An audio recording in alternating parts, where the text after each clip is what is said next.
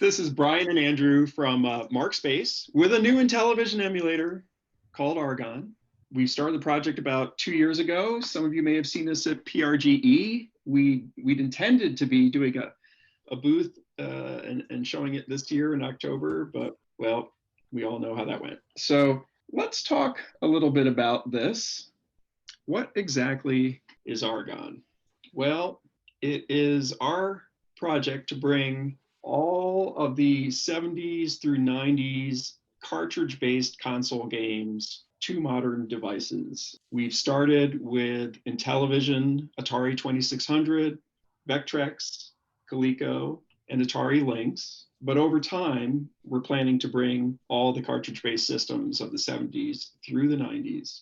Yeah, and we saw a real opportunity here to create something, while there's lots of emulators out on the market already, lots of people doing great work, what we really saw was something that's, can be supported, that's going to have content in it, that's really going to feel more like a full game platform than the traditional emulators, easy to use. Brian and I talk a lot about, we're going to start out with something that, fans can use, but eventually will be grandma and grandpa capable. Grandma. So that's sort of the core of what Argon is, and we've been working on it. So what we want to do today is sort of walk you through, where we're at and what we're planning on, and show you what we're doing. Obviously, Intellivision is one of our launch systems, and is already in there now for our beta. So we'll walk you through it. So Brian, do you want to talk about the platforms that we're on and what we're? Yes. So our goal is really that the focus is on the games and the experience of playing the games. So Argon is meant to just be installed and go. We have the support ready right out of the box. We've got about 100 games already baked in. We'll be adding more over time. And in addition to that idea that you should be able to enjoy them anywhere, it's also that you should be able to enjoy them on multiple form factors. So our beta is currently available for Android, and that could be an Android TV, Android phone, or Android tablet. And thanks to Chromebook having Android support, you can also enjoy Argon on Chromebooks. We also have an Amazon Fire version, which you can play on Fire TV or Fire tablet. And we have a Raspberry Pi version, which is currently running on Raspberry Pi 4. Those are not yet in the public beta, but that will be coming soon. And then over time, we plan to add Mac OS and Windows. And I guess I've already seen a few comments. The obvious one missing is iOS. And may as well just get that out there. We would love to do iOS. MarkSpace as a company has been doing Apple and iOS software for over 10 years. So it certainly isn't for lack of knowledge or skill on how to do it, but it's all about whether Apple would allow us to do it. And frankly, right now, the App Store would not allow Argon in it. So should that ever change, we'll be right there. Yeah, and you can be sure that Brian and I have discussed long and hard about options of how we could make that happen. But right now, the way Apple is with their platform, a multi-game platform like Argon, is just not something that's going to happen, especially not at the level that we are right now. So, if we're hundreds of thousands of users strong, maybe we can talk to Apple on a different level. But we're definitely excited to be on Android, and we'll show you later. I mean, one of the real advantages of being on Android is that we're not just on Android phones, we're also on Android TV supported devices as well. So we're not just talking about playing on your phone, but if you have an Android TV device, you'll be able to play on full screen with a full interface. And that we're really excited about. And it's, I think, something that we're offering that isn't as easy to get to as some of the other platforms. So, and with that in mind, here we are talking about the devices that we can play on. So, so we're looking at, mobile obviously is exciting, and everybody loves to be able to play these games on their phone, and obviously want to support that. But, tablet, TV, desktop, laptop, we're really looking for an experience that you can play across all of those. And as we'll show you shortly, it won't be that every experience, it's not like running a separate emulator on every device. We're really looking to give you a platform experience so that your games and the games that you play on Argon will be available on all the devices that you have that are properly connected.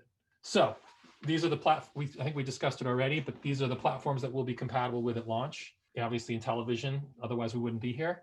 ColecoVision, Lynx, which is interesting, right, Brian? We originally Lynx was the first compatible platform in the early days. 2600 and Vectrex, which was also one of the early platforms. And we'll actually show you a little bit about Vectrex.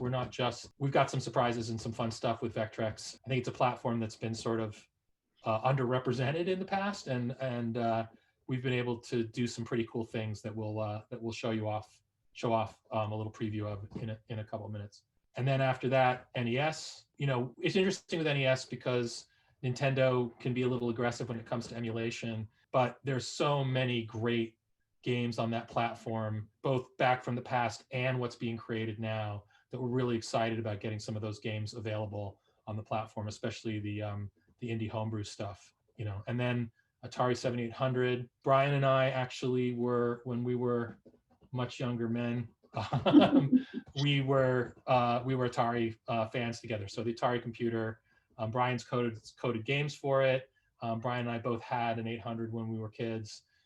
So that's, we're going to use the 78. We're planning to do the 7800 first, but you can be sure that we're going to support all the Atari systems going forward.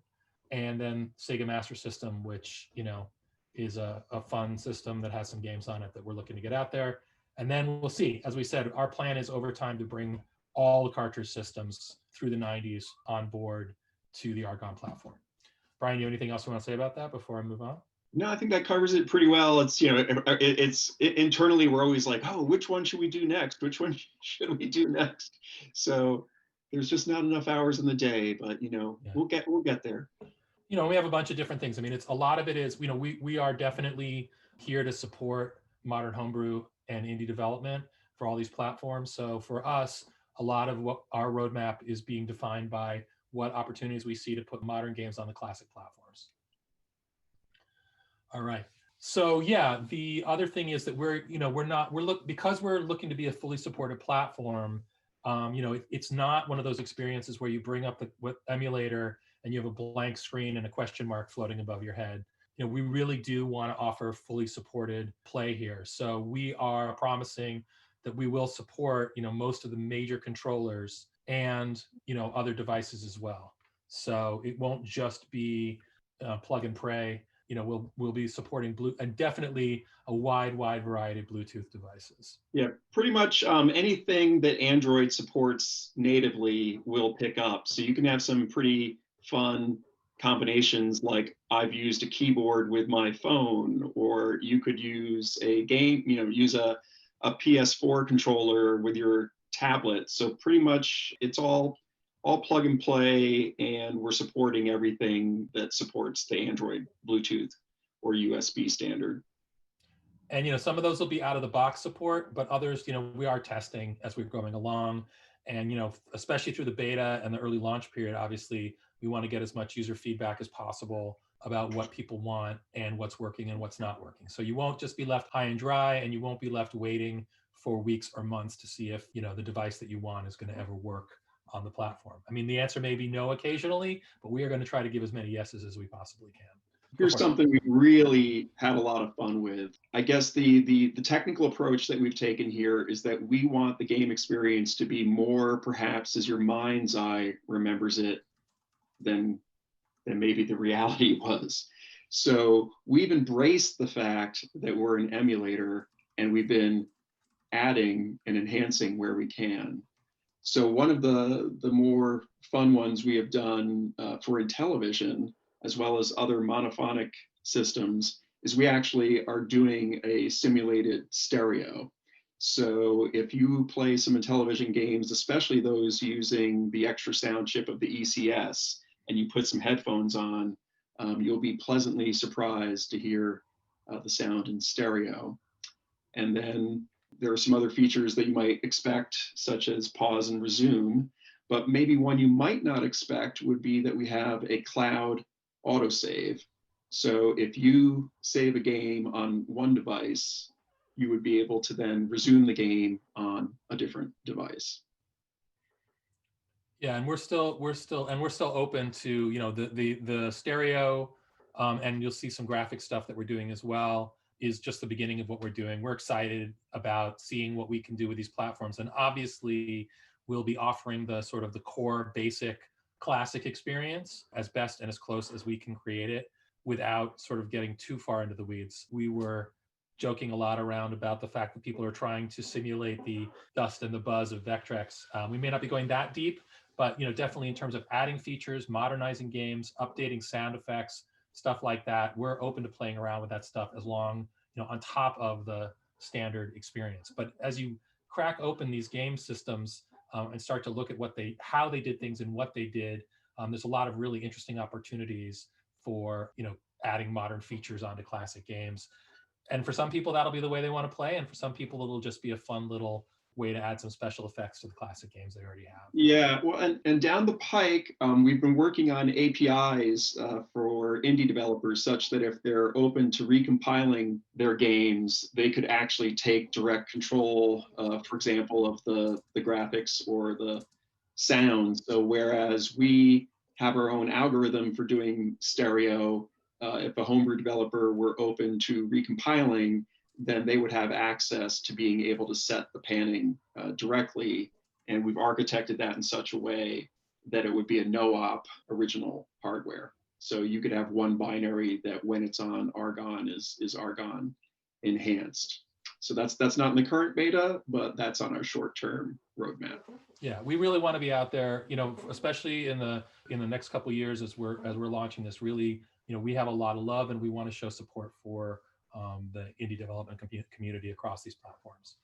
I think we really believe that there's a lot of really amazing games out there, and there's a lot of amazing developers who haven't been getting the support that they've been looking for across these platforms. So we hope to share the love back with developers and get those games out there through Argon. So so you can the beta is available right now, and you're welcome to if you join us during the beta period. All of the features that will ultimately be part of the subscription service are going to be free right now. And that said, there will never be a version of Argon that doesn't have content to play on an install. Like, we're committed that you install this, there will be games to play, but the features, some emulation features and some other features will be subscription only. And before you ask or after you ask, we don't have a final price on that, but we'll have a monthly and a yearly subscription fee, and we obviously plan to make that affordable and something and attractive. So I'm going to pop off from screen sharing, and I'll show you some video that we've developed of the product so you can see what it looks like. All right, so let's go in. So obviously we're going to feature as much as possible. So first we'll show you what the game UI looks like real quick. This is mobile. This is we're not Netflix yet, but we do have some of the basic features that you can use. You can see here, these are all games, by the way, right? These are all games that are included, currently included. These are all platforms, so you can see along the top, and then we'll go ahead and show you. Now, we don't have a ton of Intellivision titles yet, but we do plan to expand that library as quickly as possible. So what you're seeing here is the built-in graphic smoothing. I think this is off, right? Yep. Yeah, it starts out off, and it's worth saying you can actually play this on up to an 8K TV, and we'll take advantage of whatever resolution we have available.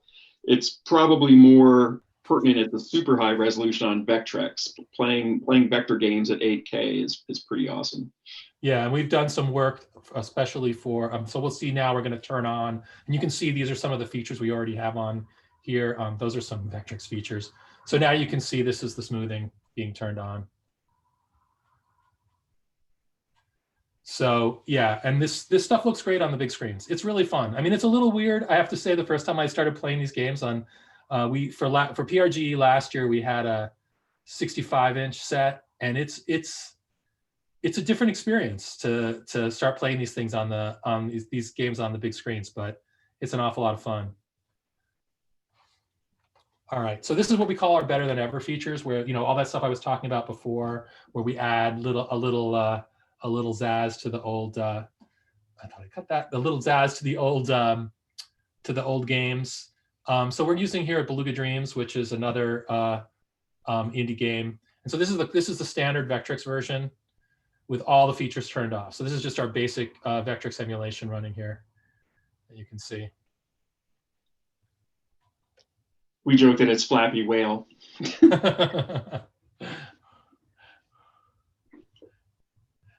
Yeah, if anybody has games that they're interested in talking to us about, absolutely, please get in touch with us. Yeah, I'm B Hall 408 on Atari Age, or we'll have some contact info at the end of the session. Sorry. And I guess okay, so here we go with just to see. He's going to turn on all the features now. Yeah, so Vectrex in color, dynamically generated color, and then we put some bloom on there just to give a little phosphor glow, which is really nice on the big screens. Because those, and we also can we play around with line weight a little bit so that what you see there is a little bit more thing. So you can see there it's the same game you were watching before, but now with running with color effects on it. And again, no change to the binary at all. This is all being done dynamically. But in the event a developer were okay to embrace the Argon API, then you could be controlling the colors dynamically from code. And yeah, we're open to, like, if folks, especially folks who are Intellivision fans, if you have some thoughts on similar kind of stuff that we could do with other platforms, we are wide open to hearing that. Like, hey, you've noticed there's something, for instance, on some of the platforms, I'm not sure if that's true on Intellivision, but the audio the audio effects are generated. We could actually replace those with modern audio effects. So you could upgrade a classic game and put in cool new audio sounds. I mean, obviously, not everybody's going to want to play that way. So not only do we have the existing ability to play with controllers, but we do have on-screen controls, and you got to see them previewed a little bit before, but we thought we'd show them again here. So this is obviously running in the, and this is the MetaPad, which allows you to bring up a pad over the screen and enter. Now, obviously, for indie games, very few of them use that, but for classic games, you're going to want to have access to that support. Yeah, somebody said retro achievement support. Yeah, that would be great. We're definitely talking about that. It's not going to be a launch feature, but retro. Not only do we have the idea for achievements, but also contests. We really do want to be able to maybe preload gameplay and be able to have contests both for high scores and for hey, play this level, highest score in this level for this week, all that kind of stuff. So we're really looking to sort of bring that experience to our users, right? Because I think for a lot of these games, yes, it's fun to play them, but it would be really fun to have those bite-sized 5-minute experiences where you're trying to get the biggest score you could get in that small time and get yourself up on a leaderboard. So we're really excited about getting that stuff in. I think that won't be probably till the summertime at the earliest, but we're definitely looking to get that in there. But as you can see, we've got a really cool controller system on here. This is the early version. It's not customizable currently. We haven't got a lot of user feedback. So if you guys have something that you'd like to see or a different way of doing it or whatever, jumping into the beta and giving us that feedback on the controllers and stuff like that, that's absolutely what we're looking for. So please join us now, because this is the best time. We're gonna, I've worked on a number of retail, under platform products. Obviously, we're going to get overwhelmed. So here's, so getting the info in now is going to be the best time if you really want to have an impact on the product. Yeah, so this is our lean back full screen UI. So as you can see, this is what it would look like if you were running it on, let's say, an NVIDIA Shield, which is our preferred platform right now. It's worth saying that there's a whole bunch of televisions that have Android built in from Sony, TCL. So we support that where it's available. But if you don't, we'll work with even a $40, $50 HDMI Android TV stick. So, your price to entry to this is like bring your own controller and bring your own, HDMI stick. Boom, done.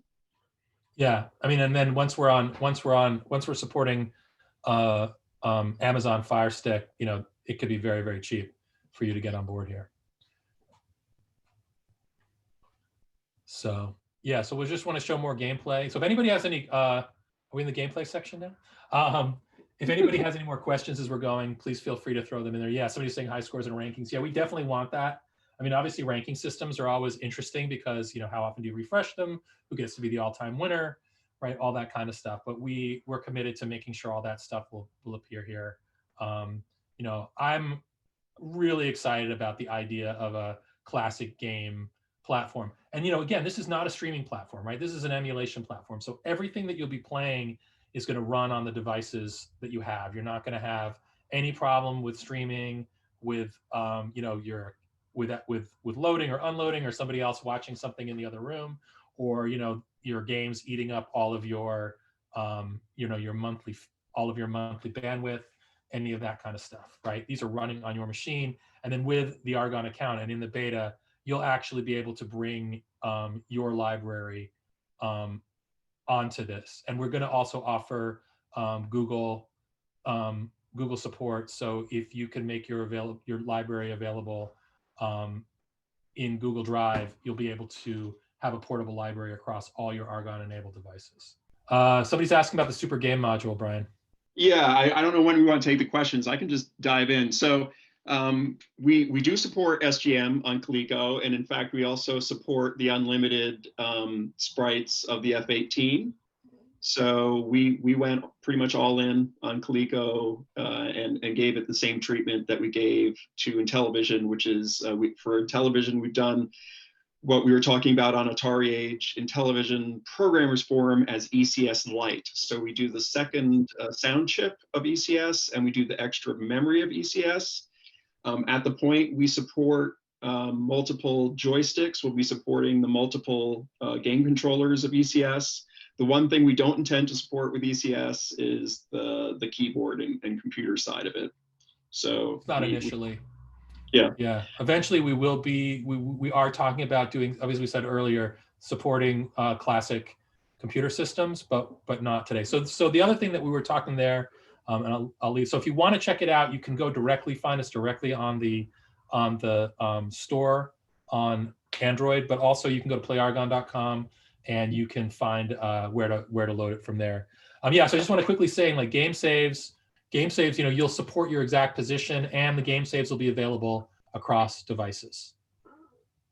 So if you save on one, you'll be able to play it on another. So we have a couple questions here. If you want to hit them, I'm going to switch the other. Yeah, I'll hit the questions while you're switching back to the slides. So let's see, we covered Super Game Module. Intellivision keypad with external joysticks. So there's two approaches you could take. One is that there would be nothing wrong with having a keyboard and a joystick if you want to do that. But personally, when I'm playing on the TV and I'm using a game controller, we have a key that you can press on the modern game controller that pops up that metapad, and then you can navigate the metapad with your joystick and hit the fire button to select which one you want to do. So for games where they pop up and they're like, press 1 to play easy, press 2 to play hard, that works pretty well. For games where you're having to, I don't know, like in Armor Attack, laying a mine or something, you could do that with the metapad, but you might find it better to be doing that with a USB or a Bluetooth keypad. So we're pretty agnostic as to what the controller is, but in the absence of one, we have that on-screen metapad. And then a question from Klaus about messing with BIOS files. Thank you for asking that, because that was a day one design of this, is that absolutely you should not have to mess with any of that stuff. So for every system that we support, it works out of the box. There's no hunting for game ROMs. There's no hunting for BIOS files. For every system we're supporting, we've either licensed the BIOS, or we've provided a functional equivalent, or we have factored it out, one or the other, but you're not having to go find BIOS files for the consoles that are part of Argon. There was somebody asking about the new games. Say we're going to be supporting new games for Vectrex and Inti Basic. Yeah, we definitely plan to support. I think I said it a bunch, but I'll just say it again. Indie games, homebrew stuff. Like we we want to be able to support that as much as possible. Yeah, because I mean, those are the games that make the system shine the best anyway. I mean, when you play Space Patrol, I mean, it runs circles, at least in my opinion, around some of the classic games, because you do get to take advantage of, ECS and more memory and, modern development systems and whatnot. So I'm like, bring it on. I think a game should push it as far as it was possible to push it on the original hardware. And if that means, bank switching to the nth degree, go for it. We support that. Brian was asking what inspired the name Argon. Brian found that name. And yeah, we think we think it's a gas. So yeah, I really like it. I mean, it has a classic. I was more into it earlier on than Brian was. I think it grew on both of us, though. It really has we love the idea that in itself, it feels like a classic console name.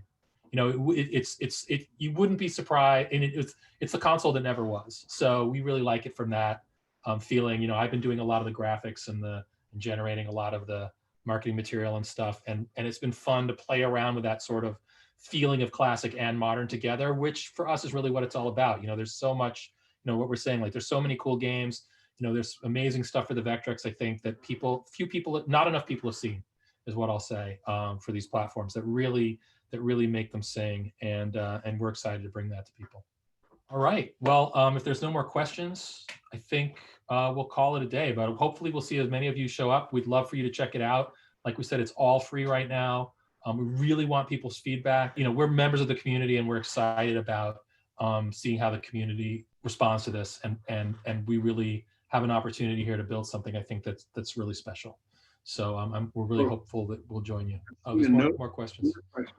Oh, okay. So online multiplayer, it's coming. It's not day one, but we want it. I mean, and we really, there's two kinds that we're looking at. One is shared screen, where people are in the same room together, and the other is cross device. And we're really hoping that we can, we're really looking, I think, within the next year, to support both flavors both ways, right? So for instance, taking a game on the links that was split, multiple devices, and making that a shared screen experience, and taking games that would be, Atari Lynx multiplayer. Yeah, imagine that. So to go deeper on that, we've architected Argon such that each core is virtualized, and we can run multiple cores simultaneously. So one that I'm really excited about, but we haven't gotten around to yet, is the idea that you would, for example, be playing multiplayer Xenophobe, where you have a 2-up or a 4-up display, and each display is assigned one Bluetooth controller, and you're all doing couch co-op on the big screen. And then similarly, we can take classic games that were we're going to also work on having classic 2-player games that were couch co-op, but being played across multiple devices. So we're we'll see within the next year, hopefully we'll have. Of course, at the same time, that's competing with, oh boy, when is Sega coming? When is NES support coming? So there's we'll get there. It's a journey, and we're at the beginning of the journey. But that's our goal, is to make this the first destination for that kind of stuff, knowing that the features are going to be there, knowing that they're supported, and knowing that if they're not there, that you can ask for them, and that we'll be working on them. Yeah, Xenophobe multiplayer. Yeah, it's being able to play that on couch co-op would be, I think, really fun. So we're excited to that's another one. I mean, we support vertical orientation portrait games like Gauntlet. So doing a 4-up Gauntlet on a widescreen TV would be pretty hot. Right. Yeah, and we're looking to, we've been talking a lot about the Atari paddle versus the driving controller, and stuff like that. Obscure elements that, if we see that people want to support them, if we see that indie developers want to go back and make some stuff that never was, right? There's only one game for the driving controller on the 2600. Maybe, is that right? Only one? Well, in the original, there've been homebrews since, but right. And so we could talk about supporting that over time, right? We definitely, but we'll be clear about what we're going to launch with and what we're going to be rolling out later. But our goal is to, make that possible. So yeah, Indy 500, right? So could we put out something and say, hey, why don't we get some people making some games for the driving controller, and see if that is something that people would be interested in? So, and one Indy 500 homebrew, awesome. Not just making the emulation, but really building the community. So we have a question from Chris about supporting new games for Vectrex and Inti. I'm not sure what that question is. I guess We sort of answered it, I think. Yes, we got, we support, modern homebrews. That's what we've got baked in right now. We're hoping we can get more folks to say yes. And I guess it's worth saying, since we have a number of developers here on the Expo, the details are kind of still TBD, but currently what we have is we have a free tier where if you provide us your ROM to include in Argon for free, then it will be available to anyone who downloads Argon for free. So if you enjoy, being able to share your stuff very widely, with people that don't have original hardware. I mean, I've seen this especially on the Vectrex. I mean, I've been collecting for quite a while, and it was only, 18 or so months ago that I managed to score a Vectrex. And it can just be so hard on some of these systems to find the original hardware, or for Intellivision, maybe you can find Intellivision, but you struggle to find an IntelliVoice or an ECS or Coleco with the SGM. So this is, letting us take advantage of the fact that, this has all been virtualized and you can enjoy it on your modern devices. Yeah, and we'll see how it goes. I mean, we do plan to have developer support programs, and and obviously there'll be paid tiers as well for some titles, and we're also looking to license the classic games as well. So it's Argon's just getting started. We're a growing project. We're not doing the sort of splashy big launch. We're doing the slow and steady, and that's we're excited about doing it that way, where we can bring people on board. But obviously, an example of what Brian was talking about, if you put your title on Argon, that's going to be something that you can show to people that you might not have been able to show to them before, right? Especially during COVID and other places where you can share it and say, hey, if you just load this, it'll be on there and you can check it out right away. So we're looking to grow that and see how to build that community. That's it. Is that all the questions? Yeah. So, well, thanks for listening. Thanks for checking it out. And like we said, give it a check out, get in contact. If you go to Play Argon, you can get in touch with us directly. I'm A. Mayer at Markspace. And Brian, can I give your email address out? Yeah. Brian is bhall@markspace.com. So feel free to contact us directly if you want. And we're also on Twitter, Instagram, all the usual places, Atari Age. And if you're a developer, especially join, you'll find a newsletter sign up on Play Argon, and we'd love to have you join the newsletter. That's where we get all the info out first, and the detailed stuff comes out. Okay, well, thanks very much.